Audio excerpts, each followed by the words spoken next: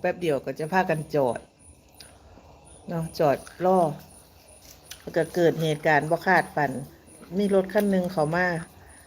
จอดแล้วเพิ่นก็คล้ายๆกับว่าเพิ่นบ่สำบายเพิ่นก็เลยเกิดอาการชักบ่รู้เพิ่นว่าก็เลยเหยียบคันเร่งก็เลยมาหะละรถข่อยเตชะบุญมันบ่ได้ต่ำแบบตรงๆเหมือนกับประตูเพิ่นน่ะมันจะมีช่องเว้นระยะแบบเตชะบุญเขาก็ว่าบุญหลายสายยาวอยู่ที่ข่อยก็ได้เพราะว่ามีข่อยคนขับแล้วก็น้องชายลูกสาวแล้วก็หลานชายน้อยอีกคนหนึ่งอยู่ในรถก็บ่รู้ว่าน่ะแต่เจ้าของน่ะคิดว่าของรักษาเจ้าของนำปกปักรักษาหั่นน่ะก็เลยบ่มีเหตุการณ์แบบผู้ใดเจ็บหยังสักอย่างหั่นน่ะก็มีแต่เพิ่นเปิดประตูเนาะก็มีคนแล่นออกจากรถเพิ่นแล้วก็มันก็คือจังจับเข้าซ่องนี่พี่น้องเข้ามาแบบ